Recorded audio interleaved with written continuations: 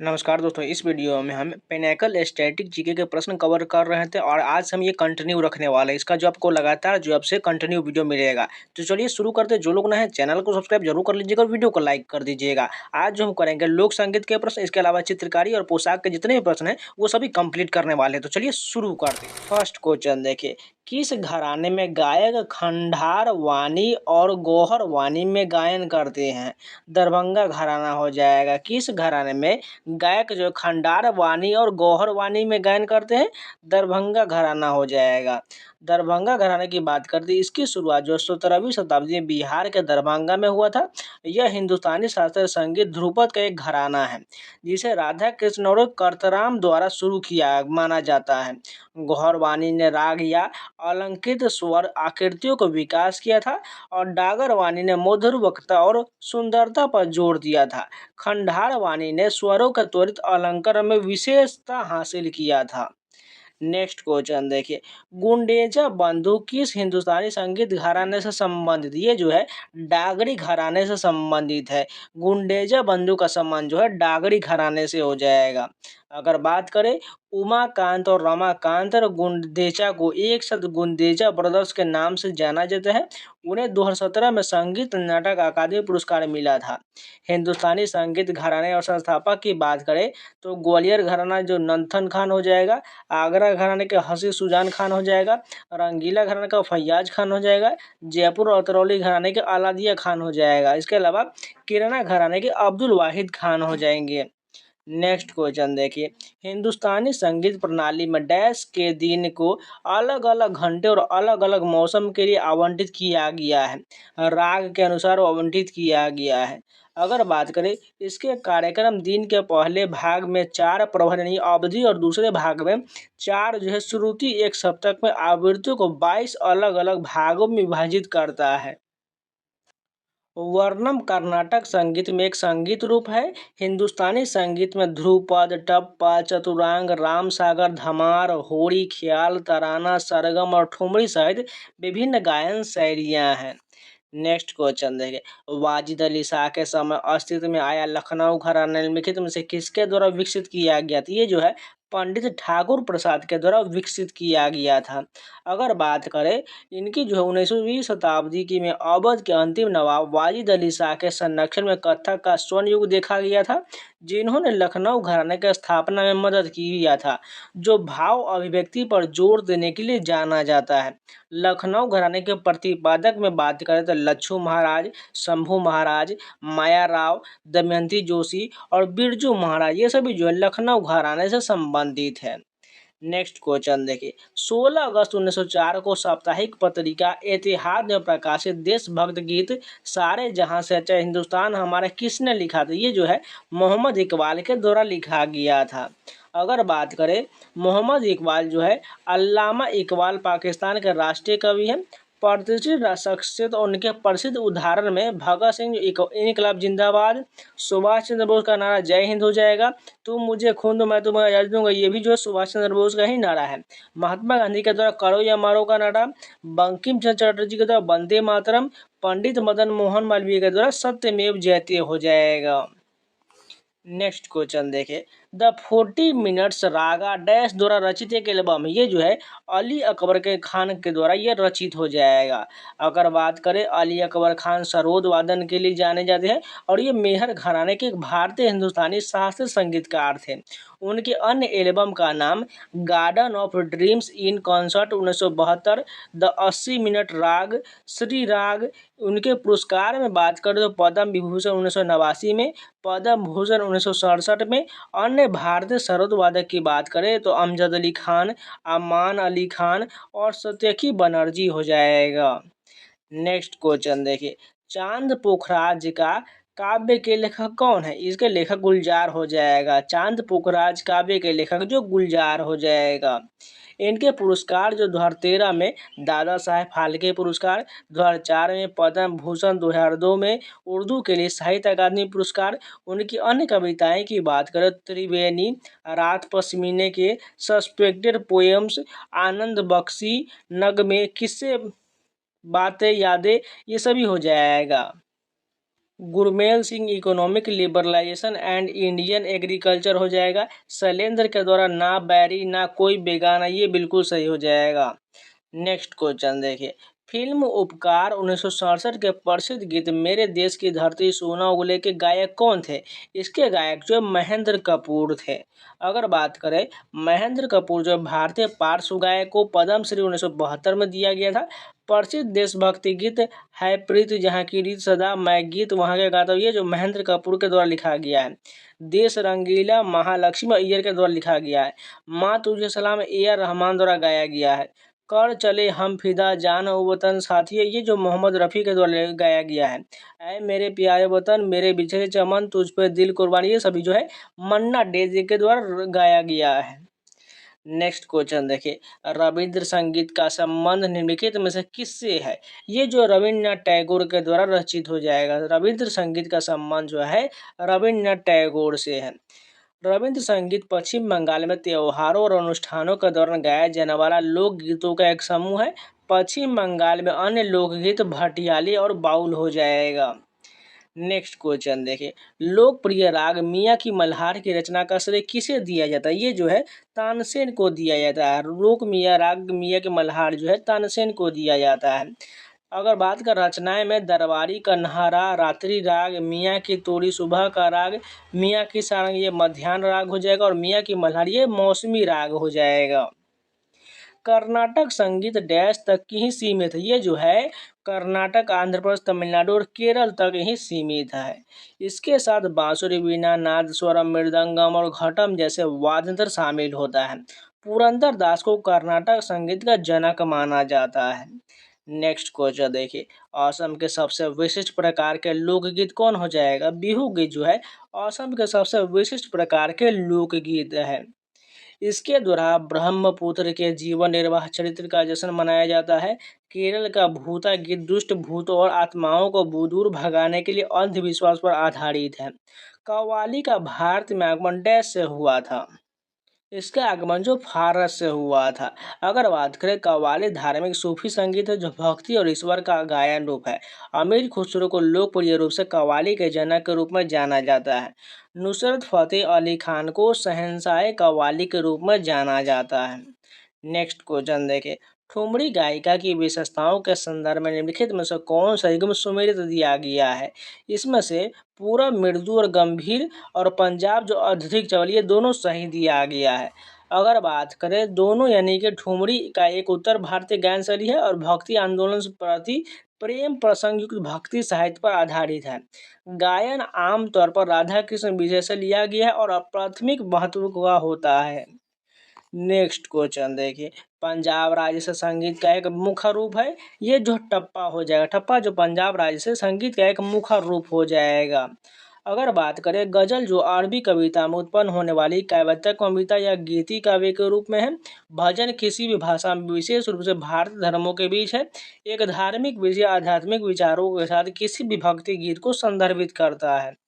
Next question देखिए, Lalita dash का लोक संगीत का एक रूप है। ये जो है महाराष्ट्र के लोक संगीत का एक रूप हो जाएगा।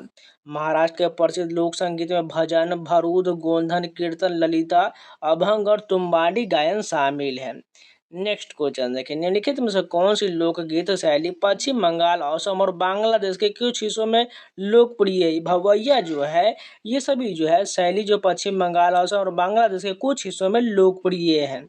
अगर बात करें, चलो जो हरियाणा का लोकगीत है, बाउल बंगाल का हो जाएगा, लावनी महाराष्ट्र का हो जाएगा, भावगीत कर्नाटक का हो जाएगा, नट्टूपुरा पट्टू ये तमिलनाडु का हो जाएगा, जेलियांग नागालैंड का हो जाएगा, मांड राजस्थान का हो जाएगा, कजरी उत्तर प्रदेश और बिहार का हो जाएगा और बैरी जो है अरुणाचल प्रदेश का लोकगीत हो जाएगा। वो भी एक विशिष्ट लोकगीत है जो महिलाओं के मातृ और वैवाहिक घरों के वर्णन करने वाले दोहों से बना हुआ और पूरे दिन नियमित काम करते हुए गांव की महिलाओं द्वारा गाया था। यह किस राज्य से संबंधित? ये जो है महाराष्ट्र से संबंधित हो जाएगा। अगर बात करें, भगवान विठोबा में स्तुति में गाए जाने वाले भक्ति काव्य को निम्नलिखित में से कौन सा रूप हो जाएगा? ये जो अभंग रूप हो जाएगा। ये एमटीएस द्वारा 21 में पूछा गया प्रश्न है। अभंग पंढरपुर के मंदिरों की तीर्थ यात्रा के दौरान भक्तों द्वारा गाया जाता है। तेवरम तमिल संगम काल के प्राचीन तमिल शैव भक्ति भजन है। शब्द सिखों से भक्ति गीत है जो गुरुद्वारों या धार्मिक अवसरों पर गाया जाता है। नेक्स्ट क्वेश्चन देखिए, भलेरी डैश के लोकप्रिय लोकगीतों में से एक है जिसे किसान अपने खेतों में काम करते हुए गाते। ये जो है महाराष्ट्र में गाया जाता है। भलेरी जो है महाराष्ट्र का एक लोकप्रिय लोकगीत हो जाएगा। पदावली कीर्तन डैश की प्रशंसा में पश्चिम बंगाल में 15वीं से 17वीं शताब्दी के मध्ययुगीन काल में रचित गीतों को संदर्भित करता है।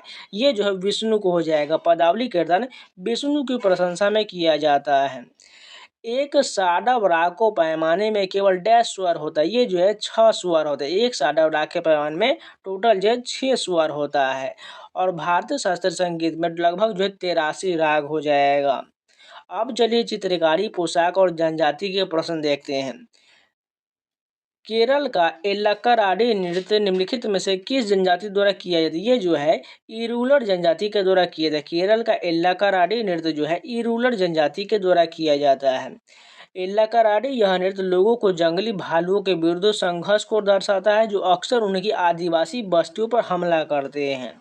नेक्स्ट क्वेश्चन देखिए, वेदा पारंपरिक वनवासी किस देश के निवासी थे जो चारा खोजते थे, शिकार करते थे और घने जंगलों में गुफाओं में एकजुट समूह में रहते थे। ये जो है श्रीलंका के थे। विभिन्न देशों के कुछ प्रमुख जनजाति जान लीजिए। नेपाल का तमांग, नेवार, थारू, राई, लिम्बू और भूटिया हो जाएगा। म्यांमार का बर्मी, राखीन, काचीन, दानू, लिसू हो जाएगा। भूटान का जनजाति मोनपा, ब्रोकपा, बुमथंगपा, तिब्बती हो जाएगा। पाकिस्तान का पश्तून, सिंधी और मोहाजिर, ये सभी जो है सभी देशों की जनजाति हो जाएगा। रायका जनजाति किस राज्य में पाया जाता है। ये जो है राजस्थान में पाया जाता है। रायका जनजाति राजस्थान में पाया जाता है। रायका जनजाति पशुओं विशेष रूप से ऊंट, भेड़ और बकरियों को पालने के लिए प्रसिद्ध है। राजस्थान की अन्य जनजाति में मीना, डामूर, धानका, गरासिया, कथौड़ी आदि हो जाएगा। निम्नलिखित में से कौन सी जनजाति भारत में नहीं रहता। ये जो है मसाई जनजाति भारत में नहीं रहता, जबकि थारू, संथाल, गोंड ये सभी भारत में रहता है। मसाई एक अर्ध खानाबदोश जातीय समूह है जो दक्षिण केन्या और उत्तरी तंजानिया में विक्टोरिया झील और अन्य अफ्रीकी महान झीलों के तट के पास रहता है। भारत की क्षेत्रवार जनजाति पश्चिमी क्षेत्र भील, गोंड और कोली हो जाएगा। दक्षिण क्षेत्र का टोडा, कुरुम्बा और इरूला हो जाएगा। पूर्वी क्षेत्र का मुंडा, संथाल और उराव हो जाएगा। मध्य क्षेत्र का बैगा, मुड़िया और गोंड जनजाति हो जाएगा। मणिपुर की डैश जाति गान नगई त्योहार मनाता है जो मणिपुर के क्षेत्र में रहने वाले जनजाति का फसल कटाई के बाद का त्योहार। ये कौन जनजाति हो जाएगा। ये जो है जेलिया नांगरोंग हो जाएगा। अगर बात करें गान नगई मणिपुर, नागालैंड और असम की जेलियांग जनजाति के द्वारा मनाए जाने वाला एक त्यौहार है। यह त्यौहार आमतौर पर दिसंबर या जनवरी में पड़ता है और यह दावत, नृत्य और मौज मस्ती का जो है समय होता है। भारत में मनाए जाने वाले कुछ प्रमुख फसल त्यौहार में उत्तरायण गुजरात में, माघी पंजाब में, माघ साजी हिमाचल प्रदेश में, खिचड़ी उत्तर प्रदेश में और पोंगल जो है तमिलनाडु में मनाया जाता है। वसंत ऋतु के आगमन पर डैश गांव बगुरुम्बा के मधुर गायन से झूम उठता है। ये जो है बोडो हो जाएगा। वसंत ऋतु के आगमन पर बोडो गांव के बुगुरुम्बा मधुर गायन में झूम उठता है। अन्य जनजाति और उनके नृत्य में खासी नोकरेम नृत्य करता है। गारो वांगला नृत्य हो जाएगा। कार्बी जो है डोमोही किंगांग नृत्य करता है। संथाल समुदाय डैश भारत का एक निर्जातीय समूह। ये जो पूर्वी जो है भारत का एक निर्जातीय समूह हो जाएगा। संथाल समुदाय मुख्य रूप से झारखंड, पश्चिम बंगाल, उड़ीसा और बिहार राज्य में पाया जाता है। 5 अलग अलग क्षेत्रों में जनजाति की बात करें तो हिमाचल प्रदेश में गद्दी, जौनसारी, नागा आदि हो जाएगा। मध्य भारत में मुंडा, संथाल हो जाएगा। पश्चिम भारत में भील और करासिया हो जाएगा। दक्षिण भारतीय क्षेत्र में टोडा और चेंचू हो जाएगा और द्वीप क्षेत्र की बंगाल की खाड़ी में ओंगो जनजाति के साथ हो जाएगा। सर्वाधिक अनुसूचित जनजाति आबादी वाला राज्य मध्य प्रदेश हो जाएगा। गारो जनजाति का संबंध भारत के किस क्षेत्र से है। उत्तर पूर्वी क्षेत्र से हो जाएगा। अगर बात करें मेघालय की जनजाति में गारो, खासी, जयंतिया हो जाएगा। भारत के क्षेत्रवार जनजाति में पश्चिमी क्षेत्र में भील, गोंड हो जाएगा। कोली ये भी हो जाएगा। दक्षिण क्षेत्र में टोडा, कुरुम्बा, इरूला हो जाएगा। पूर्वी क्षेत्र में मुंडा, संथाल और ओराव हो जाएगा। मध्य क्षेत्र में बैगा, मुड़िया और गोंड जनजाति हो जाएगा। निम्नलिखित में से कौन सा दक्षिण भारत एक प्रमुख जनजाति नहीं है, डांग नहीं होगा, जबकि टोडा, बड़ागा, इरुला ये सभी जनजाति हो जाएगा। अगर बात करें डांग जो है गुजरात का जनजाति है। प्रमुख जनजाति की बात करें तो तमिलनाडु में इरुला, बारागासा, टोडा, कोटा, कुरुम्बा ये सभी हो जाएगा। आंध्र प्रदेश में गदाबा, अंधा, साधु, अंध, धोटी हो जाएगा। अरुणाचल प्रदेश में आपातानी, अबोर, डफला, गेलोंग, मुम्बा, टैगिन हो जाएगा। असम में बोडो, चकमा, दिमसा, होजांग, गारो, खासी हो जाएगा।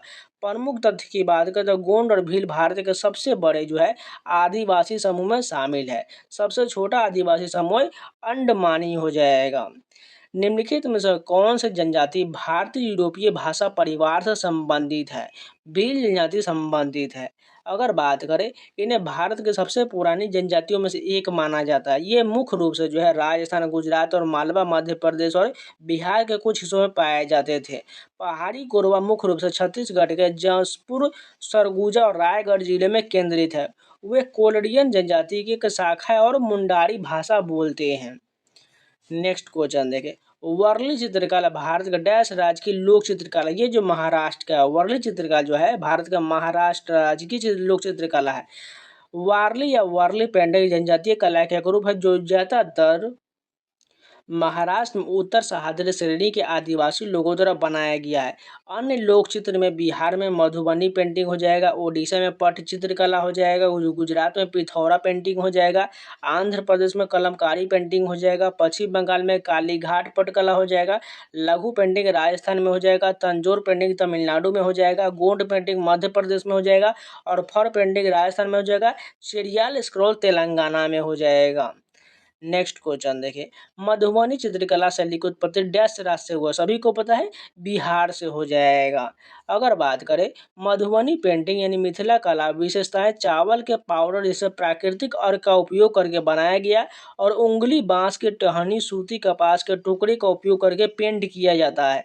अन्य प्रसिद्ध पेंटिंग में बात करें तो गुजरात में रबारी, कढ़ाई, पिथौरा पेंटिंग, कर्नाटक में मैसूर पेंटिंग, राजस्थान में फर पेंटिंग ये सभी शामिल हो जाएगा। नेक्स्ट क्वेश्चन देखिए। थांगका पेंटिंग शैली डैश देवता को दर्शाया जाता है? ये जो है बौद्ध देवता को दर्शाया गया है। थांगता पेंटिंग एक तिब्बती बौद्ध पेंटिंग है जो सूती और रेशमी कपड़ों पर बनाया गया और ये काली घाट पेंटिंग कलकत्ता से संबंधित है। नेक्स्ट क्वेश्चन देखिए। निम्नलिखित में से किस राज्य में भित्ति चित्र यानी फ्रेस्को पेंटिंग एक लोकप्रिय कला रूप? ये जो है हरियाणा को हो जाएगा। भित्ति चित्र जो है हरियाणा से संबंधित है। माता मनसा देवी मंदिर, कलायत कपिल मुनि मंदिर और भिवानी की हवेलियों में ऐसे चित्रों को शानदार उदाहरण है। नेक्स्ट क्वेश्चन देखिए। पैतकर पेंटिंग डैश के अद्वितीय सांस्कृतिक प्रतीक? ये जो झारखंड का है पैतकर पेंटिंग जो है ये झारखंड के अद्वितीय सांस्कृतिक प्रतीक हो जाएगा। पैतकर पेंटिंग पूर्वी भारत में स्क्रॉल के रूप में पाया जाने वाला एक लोक पेंटिंग है। पैतकर पेंटिंग झारखंड, पश्चिम बंगाल, उड़ीसा के सीमावर्ती क्षेत्रों में होता है और उसे भारत के पुरानी आदिवासी पेंटिंग माना जाता है। निम्नलिखित में से किस राज्य से कजली पेंटिंग प्रारंभिक रूप से संबंधित जिसमें ब्रश का उपयोग नहीं किया जाता है? राजस्थान हो जाएगा जिसमें नहीं किया जाता है। कजली पेंटिंग काले काजल और पत्थर के रंगों से बनाया गया और इसके लिए कड़ी मेहनत और विशेषज्ञों की आवश्यकता होता है। निम्नलिखित में से कौन से केरल राज्य की पारंपरिक लोक कला है? मार्गोम कली जो है केरल राज्य का एक लोकप्रिय कला हो जाएगा। मार्गोम कली कोटियाट्टम और त्रिशूर जिले के सीरियाई ईसाइयों की एक धार्मिक लोक कला है। किस बकरियों के आंतरिक फर को पश्मीना शॉल नामक महीन शॉल में बुना जाता है? कौन सा बकरी हो जाएगा? ये जो है कश्मीरी बकरी हो जाएगा। अगर बात करें लद्दाख की चांगथांगी बकरी जो बेहतरीन फाइबर या कश्मीरी ऊन पैदा करता है उसे पश्मीना ऊन भी कहा जाता है। सबसे अच्छी गुणवत्ता वाली पश्मीना शॉल कश्मीर में मिलता है। जादव पटिया झारखंड राज्य में लोकप्रिय डैश का रूप? ये जो है चित्रकला का रूप है। जादव पटिया का समझ झारखंड से हो जाएगा। इन चित्रों का अभ्यास आमतौर पर संथालों द्वारा किया जाता है जिसमें कारीगर जादव या जादव पटिया नामक स्क्रोल बनाते हैं और प्राकृतिक स्याही और रंगों से तैयार किया जाता है। एरावल्ला कादर मुदुवर किस राज्य के जनजाति द्वारा बोली जाने वाली भाषा? ये जो है तमिलनाडु राज्य के द्वारा बोली जाने वाली भाषा है। तमिलनाडु में जो ईरा इलूरा हो जाएगा, कुडुम्बा बड़गा, येरेकला, सोलगा, कनिकरन, मालसर, मालपंडारम, वायनाड, चेट्टी, मुथुवन, टोडा और कोटा जैसे आदिवासी भाषाओं का भी घर है। नेक्स्ट क्वेश्चन देखिए, भारत में जारावार ओंग जनजाति कहाँ पाया जाता है? ये जो है अंडमान निकोबार द्वीप समूह में जो है जारावार ओंगो जनजाति पाया जाता है। अंडमान निकोबार द्वीप समूह की जनजाति की बात करें तो ओंगेस, जारवा, सेम्पेन और सेंटलिन जनजाति हो जाएगा। बोचे एक पारंपरिक दूल्हे की तलवार है जिसे डैश में आदिवासी विवाह समारोह के दौरान पहना जाता है। अरुणाचल प्रदेश में हो जाएगा। बोचे एक पारंपरिक दूल्हे की तलवार है जिसे जो है अरुणाचल प्रदेश में आदिवासी विवाह समारोह के दौरान पहना जाता है। पारंपरिक पोशाक में मेखला चादर असम का हो जाएगा, फेरन जम्मू कश्मीर का हो जाएगा, मुंडम नेरियाथुम केरल का हो जाएगा, घाघरा चोली हरियाणा का हो जाएगा, चानिया चोली गुजरात का हो जाएगा, नौरूवाड़ी साड़ी या लगूरा महाराष्ट्र का हो जाएगा, नववाड़ी गोवा का हो जाएगा, जियासेन या धारा मेघालय का हो जाएगा, रीसा और रिकूत त्रिपुरा का हो जाएगा। भारत में चित्रकला के संदर्भ में निम्नलिखित में से कौन सा युग्म गलत दिया गया? गुलेर चित्रकला कर्नाटक ये गलत दिया गया, जबकि फर चित्रकला राजस्थान हो जाएगा, बाघ चित्रकला मध्य प्रदेश हो जाएगा और सूरा चित्रकला ओडिशा का हो जाएगा। अगर बात करें गुलेर राज्य 18वीं शताब्दी के पूर्वार्ध में कांगड़ा चित्रकला के जन्म स्थान के रूप में प्रसिद्ध है। जब मुगल चित्रकला में प्रशिक्षित कश्मीरी चित्रकों के परिवार ने राजा दिलीप सिंह के दरबार में शरण मांगा था। यह हिमाचल प्रदेश में प्रसिद्ध है।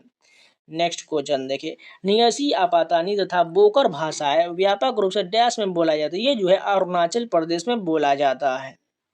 नेसी आपातानी और बोकोर-तानी बोली के अंतर्गत आते हैं, जो एक प्रकार की तिब्बती बर्मन भाषा और अरुणाचल प्रदेश में व्यापक रूप से बोला जाता है।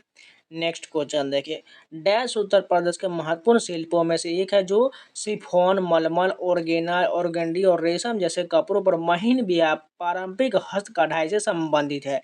चिकनकारी हो जाएगा। अगर बात करें चिकन का शाब्दिक अर्थ कढ़ाई होता है। यह कला रूप मुगलों द्वारा प्रस्तुत किया गया माना जाता है।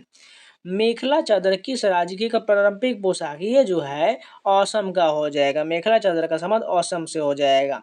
Pablo Picasso, Claude Monet, Salvador Dali, Vincent van Gogh अपने डैश के लिए प्रसिद्ध है। ये जो है कलाकृति के लिए प्रसिद्ध है। चेंचू अनुसूचित जनजाति भारत के किस राज्य से संबंधित है? ये जो है तेलंगाना से संबंधित है। चेंचू अनुसूचित जनजाति जो है भारत के तेलंगाना राज्य से संबंधित है। चेंसू आदिवासी समूह है जो भारतीय राज्य आंध्र प्रदेश, तेलंगाना, कर्नाटक, ओडिशा में एक निर्दिष्ट अनुसूचित जनजाति है। प्रसिद्ध भारतीय चित्रकार मकबूल फिदा हुसैन अपने चित्रों में जीवंत तथा स्वतंत्र भाव का प्रदर्शन करने के लिए मुख्य रूप से निम्न में से किस पशु का प्रयोग करते थे? ये जो है घोड़े का प्रयोग करते थे।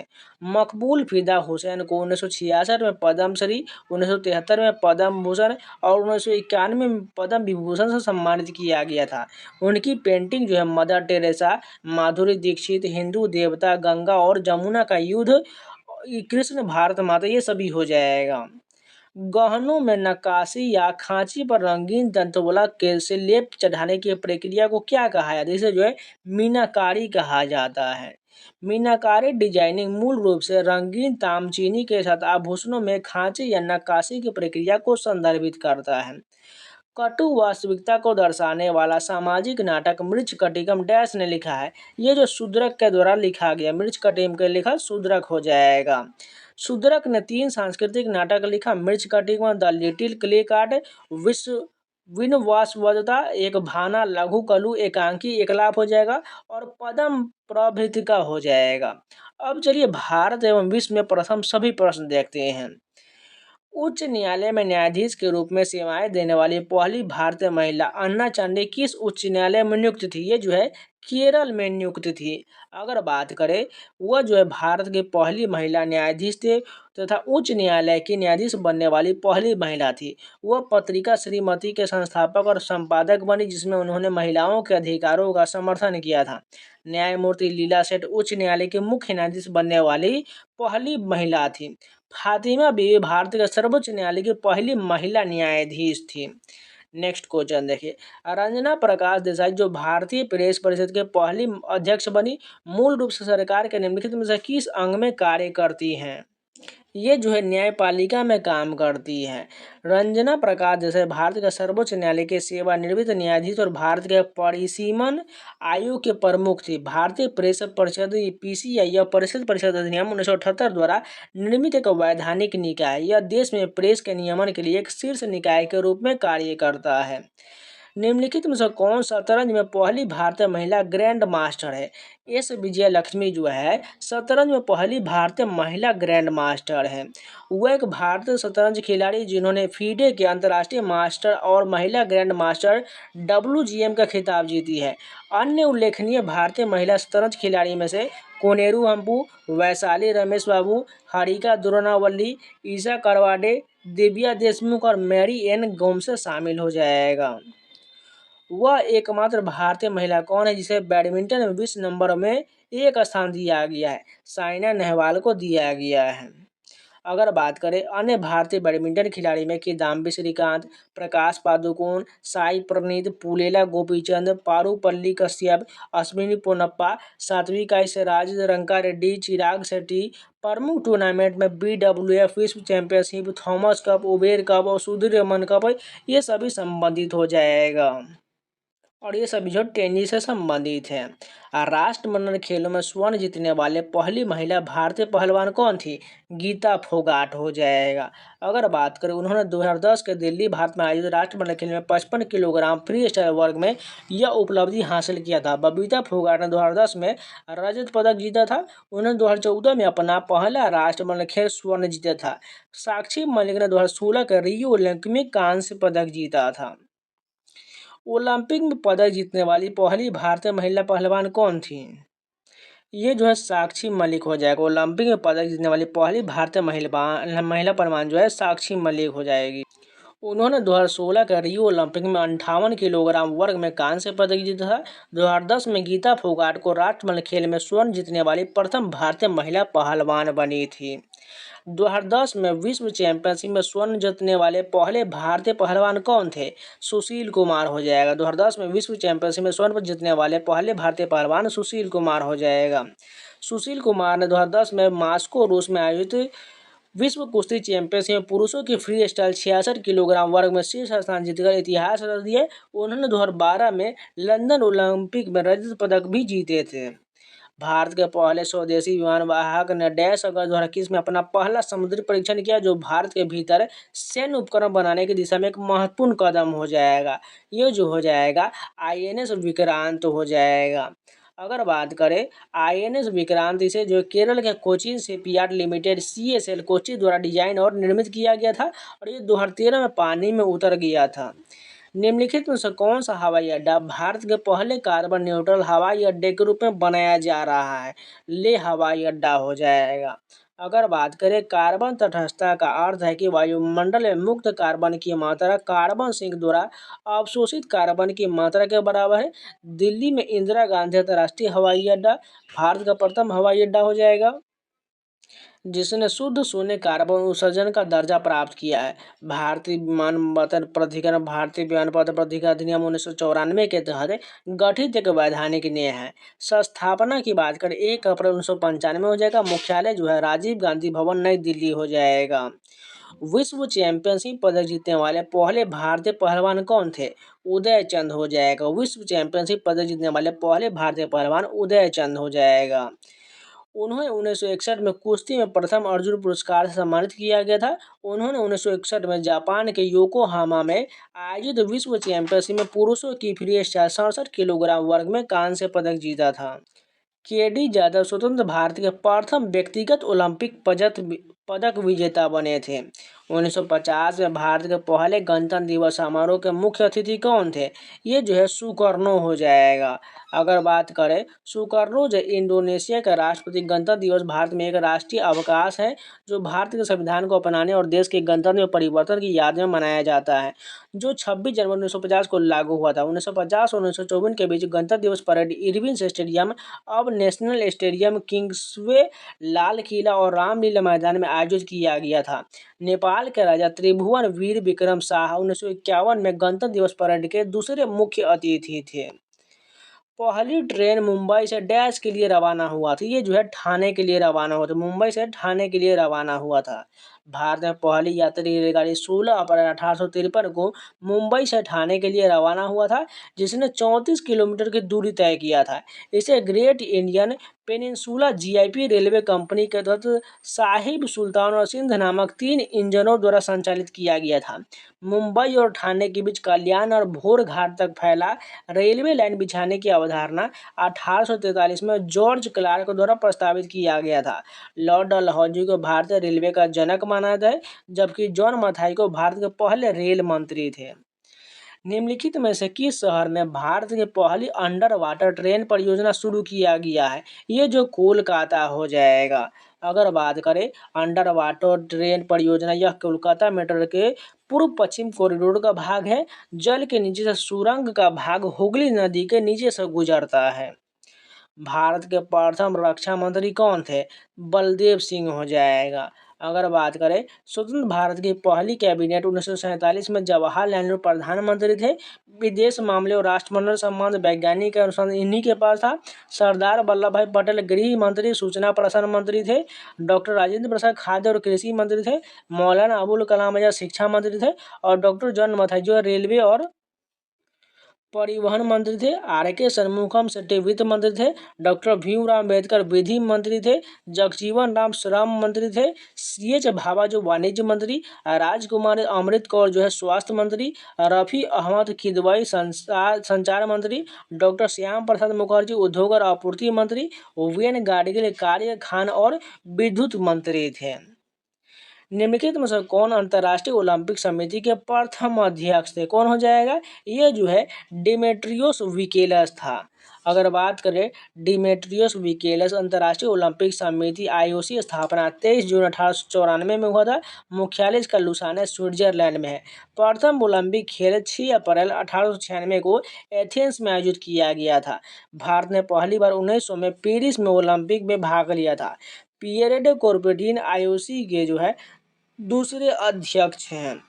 वर्ल्ड वेटर लिफ्टिंग के फेडरेशन द्वारा लंदन यूके में पहली विश्व भारोत्तोलन चैंपियनशिप में कब आयोजित किया गया था? ये जो है मार्च 1891 में आयोजित किया गया था। केवल पुरुषों की प्रतियोगिता हुआ था। महिलाओं के लिए पहले विश्व भारोत्तोलन चैंपियनशिप 1987 में संयुक्त राज्य अमेरिका में आयोजित किया गया था। अंतर्राष्ट्रीय भारोत्तोलन महासंघ की स्थापना 1905 में हुआ था। भारतीय भारोत्तोलन संघ का गठन 1935 में हुआ था। निम्नलिखित में से किस वर्ष में भारत में पहला रेडियो शो प्रसारित किया गया था?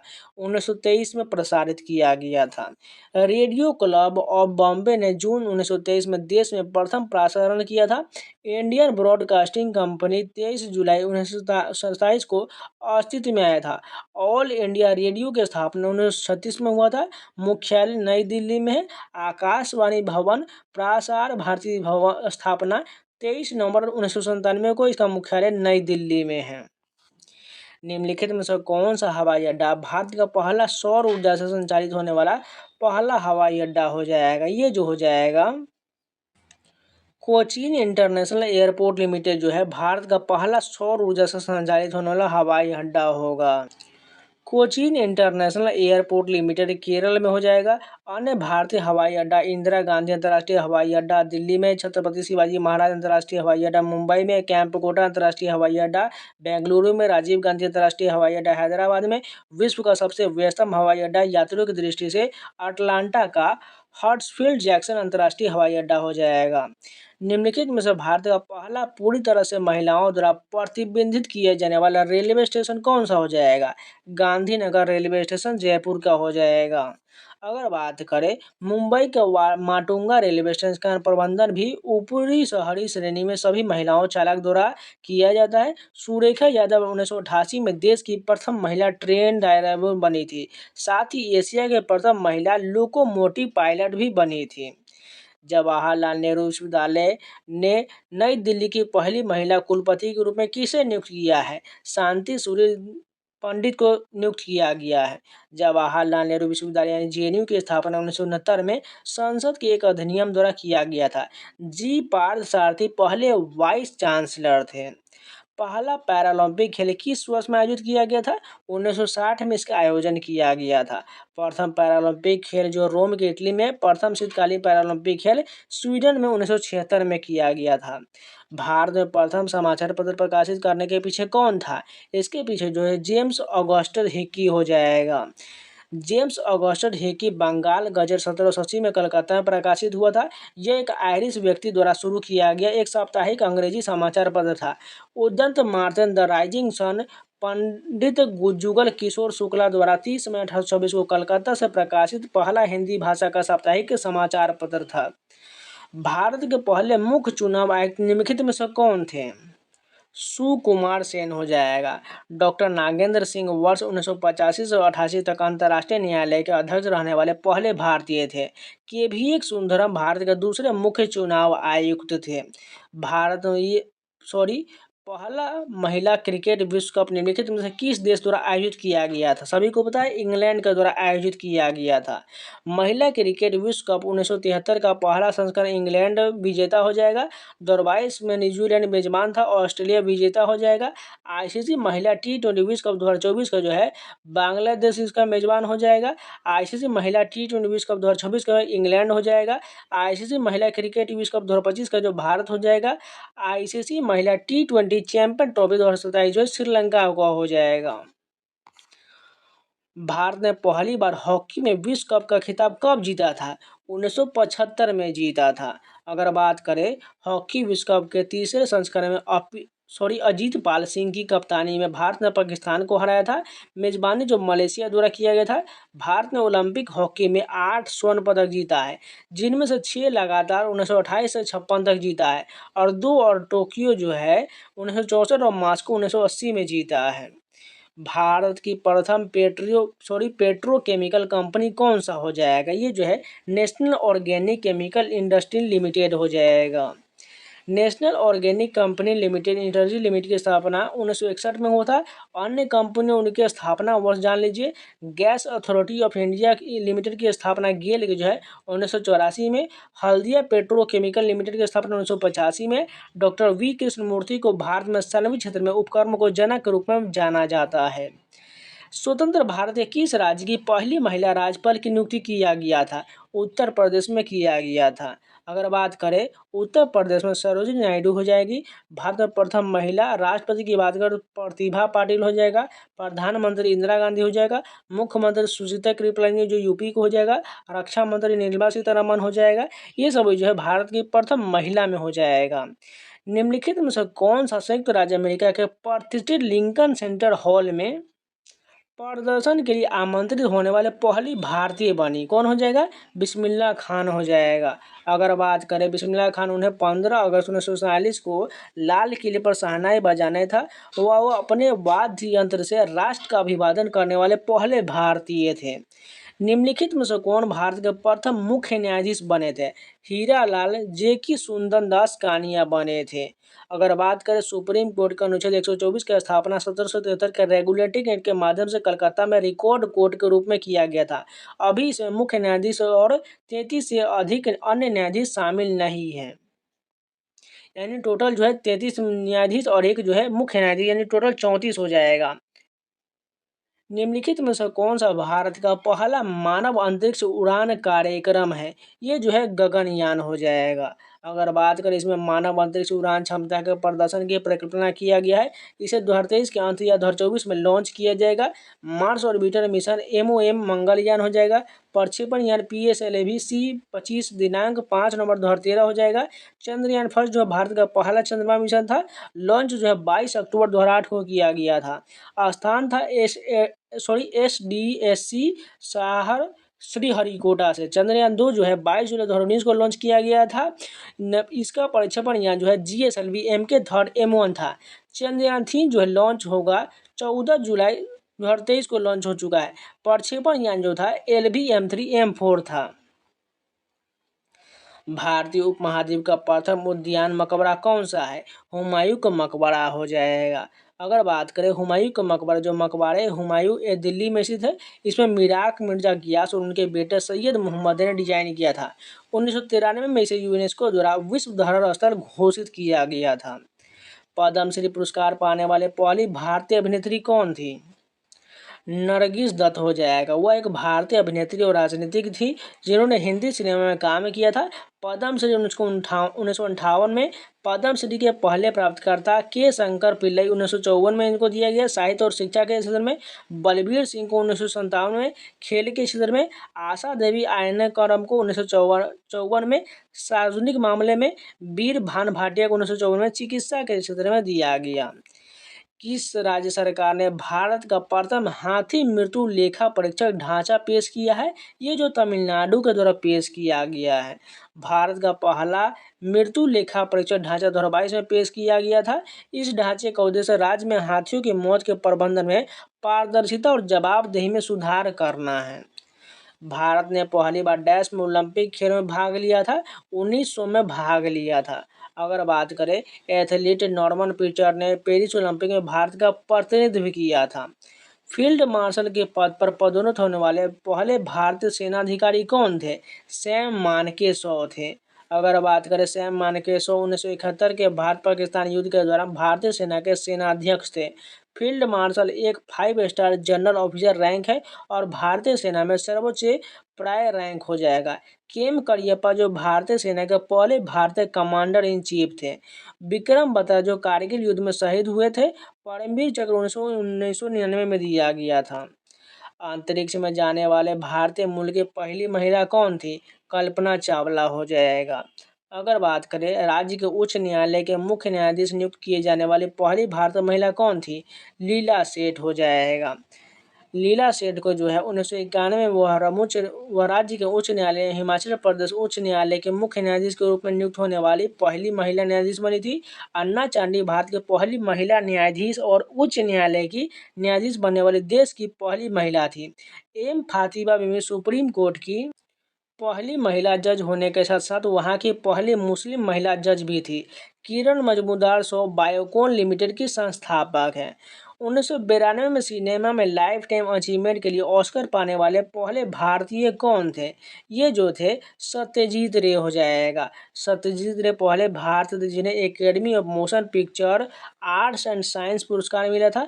पुरस्कार की बात करें, दादा साहेब फाल्के पुरस्कार 1984 में, भारत रत्न 1992 में, पद्मश्री 1958 में, पद्म भूषण 1965 में, JLCCA रेमन मैग्सेसे पुरस्कार 1967 में, पद्म विभूषण 1976 में दिया गया था। फ्लाइट लेफ्टिनेंट डैश ने मई 2019 में फाइटर जेट पर लड़ाकू मिशन पर जाने वाली पहली महिला बनकर इतिहास रच दिया। भावना कंठ हो जाएगा। अगर बात करें, प्रिया जिंगन भारतीय सेना अधिकारी में शामिल होने वाली पहली महिला कैडेट है। हरिता कौर देओल एवरो HS 748 विमान में अकेले उड़ान भरने वाली पहली भारतीय महिला है। शांति दिग्गा भारतीय सेना की पहली महिला जवान थी। नेक्स्ट क्वेश्चन देखिए, भारतीय सेना की पहली महिला लड़ाकू विमान वाहक डैश है। ये जो अभिलाषा बराक हो जाएगा। आर्मी एविएशन कॉर्प्स सेना का एक ग्रुप है जिसका गठन जो है नवंबर 1986 में किया गया था। पुनीता अरोरा भारतीय सेना की पहली महिला लेफ्टिनेंट जनरल थी। उन्होंने भारतीय सेना में लेफ्टिनेंट जनरल और नौसेना में सर्जन वाइस एडमिरल का पद संभाला था। दिव्या अजीत कुमार सेना द्वारा स्वॉर्ड ऑफ ऑनर से सम्मानित होने वाली पहली महिला है। निम्नलिखित में से कौन सा एल रूट सर्वर प्राप्त करने वाला देश का पहला राज्य बन गया है? ये जो राजस्थान बन गया है। अगर बात करें, Rajasthan at the Bhamashah state data centre association with the internet corporation for assigned name and numbers के वर्तमान में 3 डोमेन नेम सिस्टम हो जाएगा, जो रूट सर्वर, जे रूट सर्वर और 2 एल रूट सर्वर हो जाएगा। निम्नलिखित में से कौन सा जम्मू कश्मीर से भारतीय वायुसेना की पहली महिला फाइटर पायलट बनी है? मव्या सूडान बनी है। मव्या सूडान जो 2016 में IAF में कमीशन की गई पहली महिला लड़ाकू पायलट है। अवनी चतुर्वेदी भारत की पहली महिला फाइटर पायलट बनी है। भावना कांड और मोहना सिंह जो है 2015 में भारत सरकार ने 5 साल के लिए प्रायोगिक आधार पर भारतीय वायुसेना में महिलाओं के लिए लड़ाकू भूमिकाएं खोला था। भारत की पहली महिला पायलट सरला ठकराल हो जाएगा। भारत में स्थापित पहला क्षेत्रीय ग्रामीण बैंक कौन था? प्रथमा ग्रामीण बैंक हो जाएगा। अगर बात करें प्रथमा ग्रामीण बैंक को 2 अक्टूबर 1975 को स्थापित किया गया था। प्रथमा ग्रामीण बैंक को जो स्वामित्व भारत सरकार 50% और राष्ट्रीयकृत बैंक 35% और राज्य सरकार 15% के हिस्सा हो जाएगा। संगीत निर्देशक आर.सी. बोराल और पंकज मलिक ने हिंदी फिल्म में अपना पार्श्व गीत किस वर्ष रिकॉर्ड किया था? 1935 में रिकॉर्ड किया गया था। 1935 में पहला पार्श्व गीत नितिन बोस द्वारा निर्देशित फिल्म धूप छांव के लिए संगीत निर्देशक आर.सी. बोराल और पंकज मलिक, मैं खुश होना चाहूँ, सुप्रभा सरकार, पारुल घोष और उमा शशि द्वारा गाया गया था। निम्नलिखित में से कौन सा भारतीय रिजर्व बैंक के पहले भारतीय गवर्नर थे? सी.डी. देशमुख हो जाएगा। आरबीआई की स्थापना 1 अप्रैल 1935 को हुआ था। आरबीआई का मुख्यालय जो मुंबई में है। भारतीय रिजर्व बैंक की स्थापना हिल्टन आयोग की सिफारिश के आधार पर किया गया था।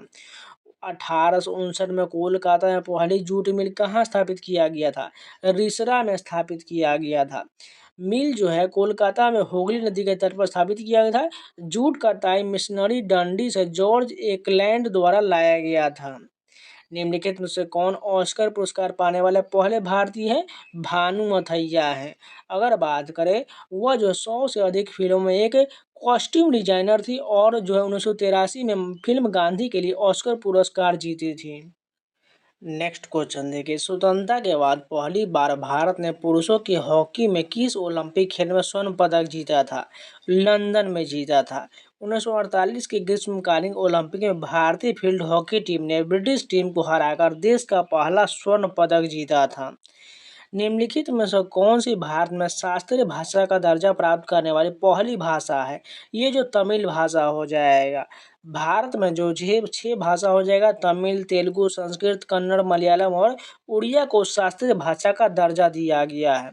स्वतंत्र भारत के पहले वित्त मंत्री निम्नलिखित में से कौन थे? सभी को पता है, ये जो होगा आर.के. शनमुखम शेट्टी हो जाएगा।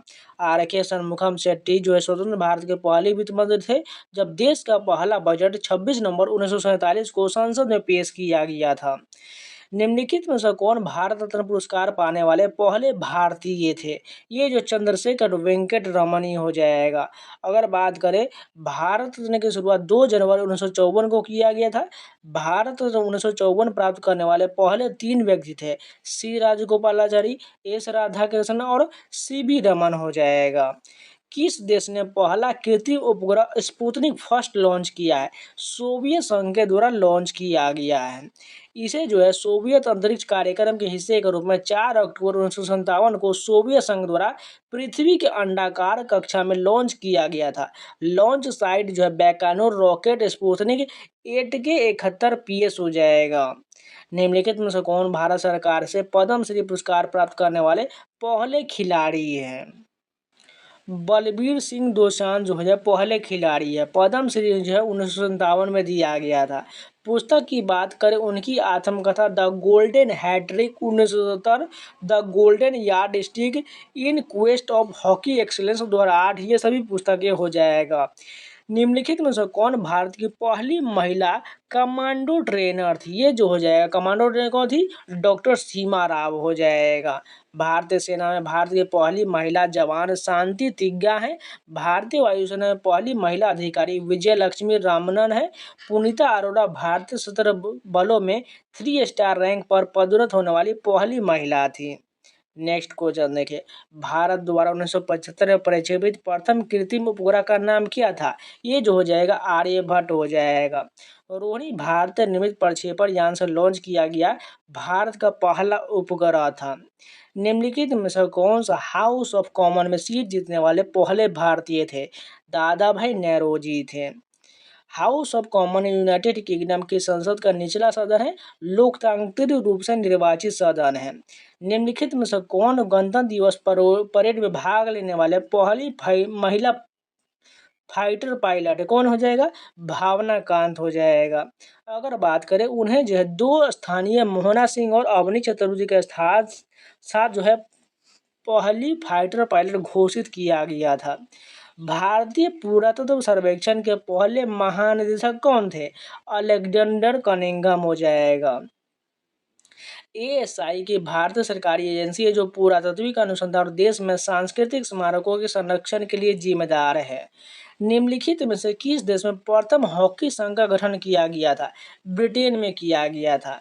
1876 ब्रिटेन में। भारत ने हाल ही में पुरुषों की हॉकी खिताब में 2020 के टोक्यो ओलंपिक में कांस्य पदक जीता है।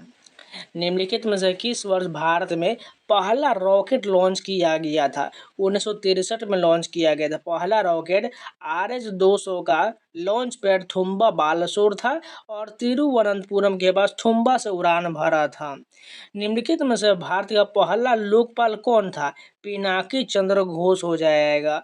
लोकपाल के पास केंद्र सरकार पर अपने सार्वजनिक पदाधिकारियों के खिलाफ भ्रष्टाचार के आरोप और भ्रष्टाचार से जुड़े मामलों की जांच करने का अधिकार क्षेत्र है। भारत ने किस वर्ष में राष्ट्रमंडल खेल की मेजबानी किया था? सभी को पता है 2010 में किया गया था। 2010 में भारत ने राष्ट्रमंडल खेल की मेजबानी किया था। यह आयोजन पहली बार 1930 में आयोजित किया गया था और 1942 और 1946 को छोड़कर तब से जो है हर 4 साल पर होता है। भारत निर्मित पहली कच्चे तेल की पाइपलाइन का नाम क्या दिया गया है? इसका नाम जो हो जाएगा नहरकटिया नूनमाती बरौनी पाइपलाइन हो जाएगा।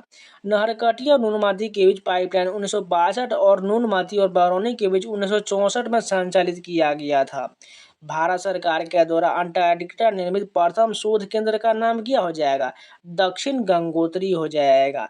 दक्षिण गंगोत्री जो 1983 में स्थापित अंटार्कटिका में स्थित भारत का पहला वैज्ञानिक बेस स्टेशन था। भारत के प्रथम पिछड़ा वर्ग आयोग के अध्यक्ष कौन हो जाएंगे? काका कालेकर हो जाएंगे। भारत का पहला पिछड़ा वर्ग आयोग 1953 में काका कालेकर की अध्यक्षता में राष्ट्रपति के अध्यादेश द्वारा स्थापित किया गया था।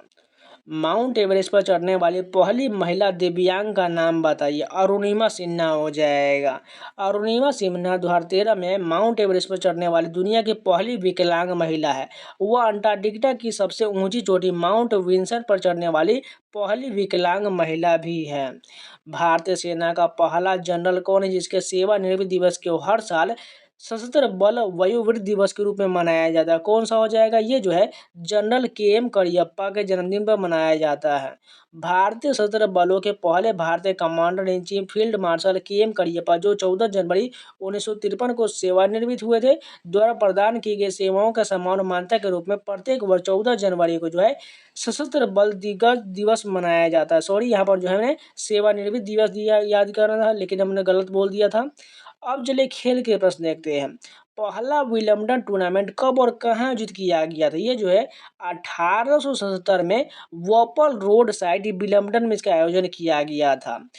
1870 के वॉपल रोड साइड विंबलडन ओपन का आयोजन ऑल इंग्लैंड लॉन टेनिस और क्रोकल क्लब द्वारा किया गया था जो इस चैंपियनशिप की मेजबानी करता है।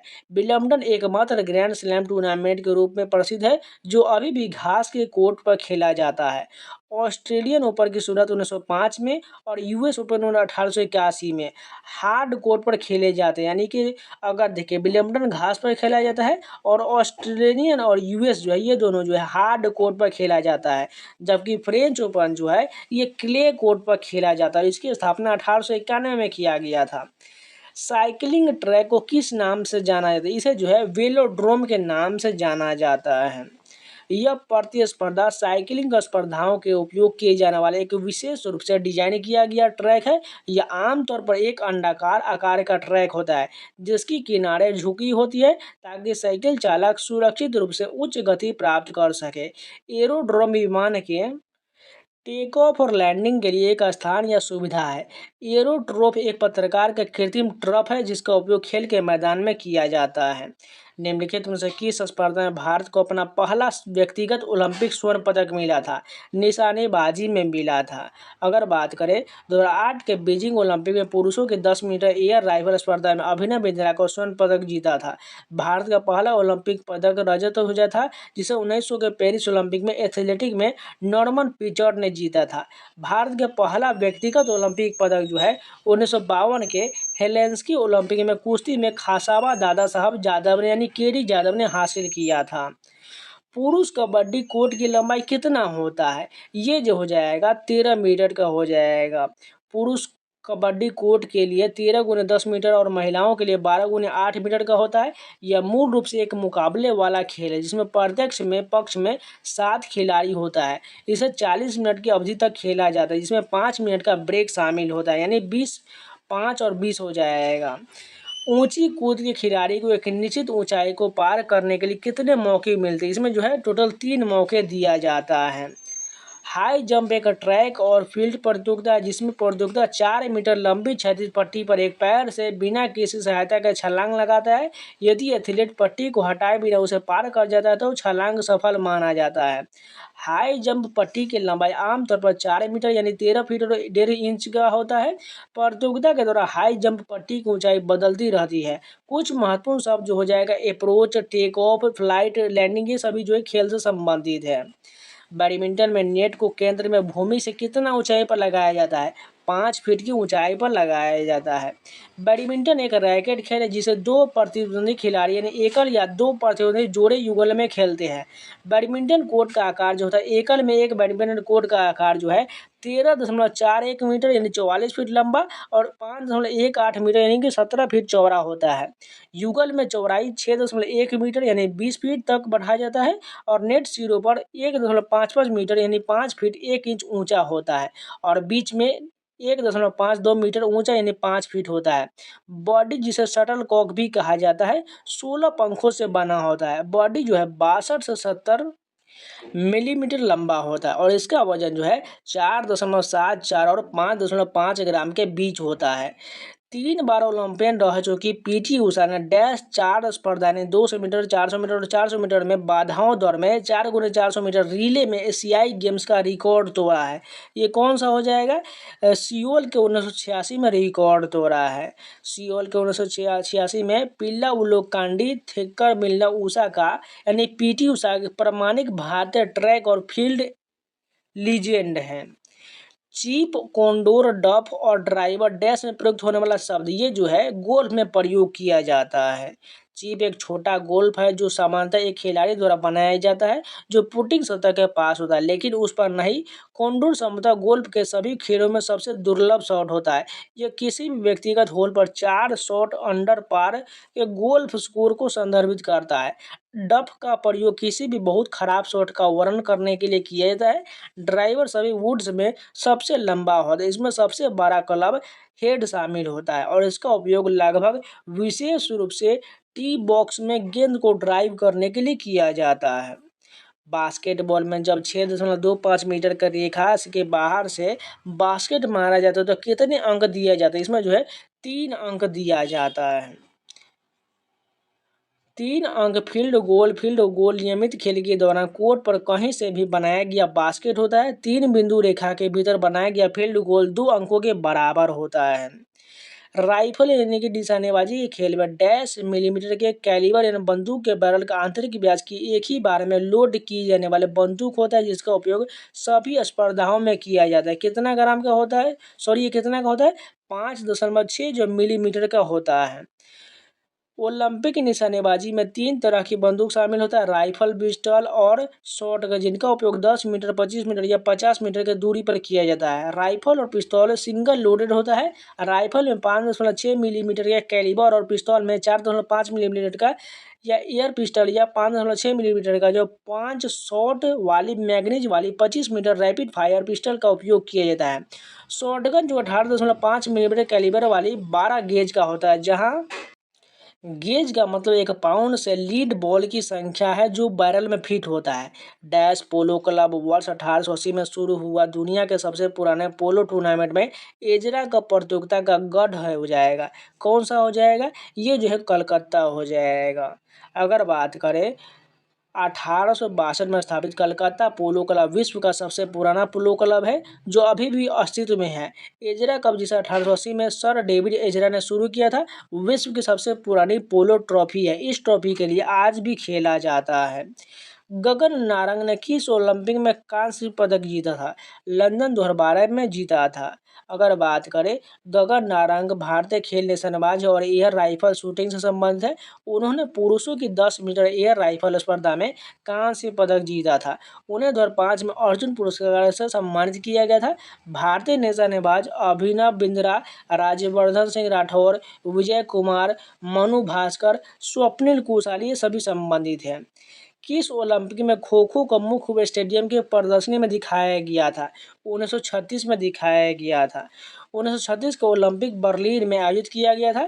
खो खो टीम में 12 खिलाड़ी होता है, लेकिन प्रतियोगिता के लिए केवल 9 खिलाड़ी ही मैदान में उतरते हैं। प्रथम एशियाई खो खो चैंपियनशिप 1996 में कोलकाता में आयोजित किया गया था। निम्नलिखित में से किस देश ने पहली पुरुष हॉकी एशियाई चैंपियनशिप ट्रॉफी जीता था? ये जो भारत के द्वारा जीता गया था। भारत 5 खिताबों के साथ पुरुषों की एशियाई चैंपियन ट्रॉफी में सबसे सफल टीम है। यह टूर्नामेंट 2011 से 2013 तक प्रत्येक वर्ष आयोजित किया गया था तथा 2016 में प्रत्येक 2 वर्ष में आयोजित किया जाता है। पहली एशियाई कबड्डी चैंपियनशिप कब आयोजित किया गया था? ये जो 1980 में इसका आयोजन किया गया था। पहली एशियाई चैंपियनशिप 1980 में आयोजित किया गया था और इसे 1982 में नई दिल्ली में आयोजित 9वें एशियाई खेल में एक प्रदर्शन खेल के रूप में शामिल किया गया था। 9वीं चैंपियनशिप कोरिया गणराज्य में हुआ था, जहां भारत ने अपना 8वां खिताब जीता था। 1984 में बांग्लादेश के ढाका में शुरू हुए दक्षिण एशियाई महासंघ खेलों में कबड्डी को भी शामिल किया गया था। अंतर्राष्ट्रीय ओलंपिक समिति का गठन किस वर्ष में किया गया था? 1894 में किया गया था। अंतर्राष्ट्रीय ओलंपिक समिति IOC की स्थापना 23 जून 1894 को। इसके संस्थापक पियोड्री कुर्बेटिन और डेमेट्रियस विकिलेस था। कार्य जो शीतकालीन और ग्रीष्मकालीन ओलंपिक आयोजन कराता है। मुख्यालय जो लुसान है, स्विट्जरलैंड में है। स्टेट्स की बात करें 2009 में संयुक्त राष्ट्र में अस्थायी पर्यवेक्षक का दर्जा दिया गया। भारतीय हॉकी महासंघ की स्थापना कब हुआ था? इसकी स्थापना 1925 में हो जाएगा। भारतीय हॉकी महासंघ भारत में फील्ड हॉकी का प्रशासनिक निकाय था। मुख्यालय नई दिल्ली हो जाएगा। अंतर्राष्ट्रीय हॉकी महासंघ की स्थापना 1924 में पेरिस में पॉल लेबाउड द्वारा किया गया था। कौन सा भारतीय मैराथन आयोजन एशिया में सबसे बड़ा मैराथन माना जाता है? मुंबई मैराथन हो जाएगा। टाटा मुंबई मैराथन को एशिया की सबसे बड़ी मैराथन और महाद्वीप की सबसे बड़ी सामूहिक भागीदारी वाली खेल प्रतियोगिता के रूप में मान्यता प्राप्त है। 2004 में अपनी शुरुआत के बाद से मैराथन दौड़ने के आनंद के माध्यम से विभिन्न पृष्ठभूमि के लोगों को एकजुट करता है। नेक्स्ट क्वेश्चन देखिए, निम्नलिखित में से कौन से टेबल टेनिस विश्व चैंपियनशिप प्रतियोगिता में भारत में आयोजित किया गया था? कौन सा हो जाएगा? ये जो हो जाएगा 9वीं विश्व चैंपियनशिप 1952 आयोजित किया गया था। 1952 में मुंबई में आयोजित किया गया था। भारत ने नई दिल्ली में 1987 में विश्व टेबल टेनिस चैंपियनशिप की भी मेजबानी किया था। विश्व टेबल चैंपियनशिप अंतर्राष्ट्रीय टेबल महासंघ द्वारा स्वीकृत टेबल टेनिस प्रतियोगिता पहला आयोजन 1926 के लंदन इंग्लैंड में हुआ था। 56वां संस्करण 2024 में बुसान दक्षिण कोरिया में हुआ और 58वां संस्करण 2025 में दोहा कतर में आयोजित किया जाएगा। मैदान में कबड्डी टीम के प्रत्येक पाले में कितना खिलाड़ी होता है? ये तो सभी को पता है, 7 खिलाड़ी हो जाए। खेल और प्रत्येक टीम के खिलाड़ियों की संख्या क्रिकेट में 11 हो जाएगा, हॉकी में 11, फुटबॉल में 11, बास्केटबॉल में 5, वॉलीबॉल में 6, वाटर पोलो में 7, खो खो में 9, रग्बी में 15 खिलाड़ी हो जाएगा। भारत ने हॉकी में ओलंपिक में अपनी शुरुआत किस वर्ष किया था? 1928 में किया गया था। भारत ने हॉकी में अपना ओलंपिक पदार्पण 1928 के एम्स्टर्डम ओलंपिक में किया था। भारतीय पुरुष हॉकी टीम ने इस टूर्नामेंट में नीदरलैंड को हराकर अपना पहला ओलंपिक स्वर्ण पदक जीता था। टीम का नेतृत्व कप्तान जयपाल सिंह और ध्यानचंद ने किया था, जिन्होंने सबसे अधिक 14 गोल किए थे। भारत की हॉकी टीम ओलंपिक इतिहास में सबसे सफल है, जिसने 1928, 32, 36, 48, 52, 56, 64 और 80 में 8 स्वर्ण पदक जीता है। भारत प्रो कबड्डी लीग की स्थापना निम्नलिखित में से किस वर्ष में किया गया था? 2014 में किया गया था। 2014 में पहले प्रो कबड्डी सीजन की 8 टीमों ने हिस्सा लिया था। सीजन 5 तक प्रतिस्पर्धा करने वाली टीमों की संख्या बढ़कर 12 हो गया। निम्नलिखित में से कौन सा खिलाड़ी टेबल टेनिस से संबंधित है? मनिका बत्रा का संबंध टेबल टेनिस से है। उनको प्राप्त पुरस्कार में मेजर ध्यानचंद खेल रत्न पुरस्कार 2020 में, अर्जुन पुरस्कार 2018 में। अन्य प्रमुख टेबल टेनिस खिलाड़ी अचंत सनत, कमल साथियान, ज्ञानशेखरन, मोहम्मद दास और नेहा अग्रवाल शर्मा शामिल हैं। भारत ने एथलेटिक्स में अपना पहला विश्व चैंपियनशिप पदक कब और कहाँ जीता था? 2003 के फ्रांस में जीता था। भारत ने एथलेटिक्स में अपना पहला विश्व चैंपियनशिप पदक जीता। अब अंजू बॉबी जॉर्ज ने पेरिस में 2003 के विश्व चैंपियनशिप में महिलाओं की लंबी कूद में कांस्य पदक हासिल किया। इस उपलब्धि ने उन्हें वैश्विक एथलेटिक पदक जीतने वाली पहली भारतीय एथलीट के रूप में चिन्हित किया है। निम्नलिखित में से किस वर्ष में भारतीय ओलंपिक संघ की स्थापना किया गया था? 1927 में किया गया था। भारतीय ओलंपिक संघ का मुख्यालय नई दिल्ली में है। संघ के पहले अध्यक्ष सर दोराबजी टाटा थे और वर्तमान अध्यक्ष जो सितंबर 2024 तक पीटी उषा है। निम्नलिखित में से कौन सी संख्या शतरंज में इस्तेमाल होने वाले सफ़ेद मोहरों की संख्या का सबसे अच्छा वर्णन करता है? 16 हो जाएगा। शतरंज के 6 अलग अलग प्रकार के मोहर होते हैं। प्रत्येक पक्ष में 16 मोहर होते हैं। 8 प्यादा, 2 बिशप, 2 घोड़े, 2 हाथी, 1 रानी और 1 राजा होता है। राजा किसी भी दिशा में एक वर्ग चलता है। रानी तिरछे, क्षैतिज या लंबवत रूप से किसी भी संख्या के वर्गों के आगे बढ़ता है। हाथी जो है क्षैतिज या लंबवत किसी भी संख्या में वर्गों को चलाता है। बिशप तिरछे किसी भी संख्या में वर्गों को चलाता है। घोड़ा जो एल आकार यानी एक दिशा में 2 वर्ग और फिर 1 वर्ग लंबवत में चलता है। प्यादा जो 1 वर्ग में आगे बढ़ता है, अपनी पहली चाल में 2 वर्ग और कब्जा के लिए तिरछे 1 वर्ग में आगे बढ़ता है। फॉलो ऑन निम्नलिखित में से किस क्रिकेट प्रारूप से संबंधित है? ये जो है केवल टेस्ट मैच से संबंधित है।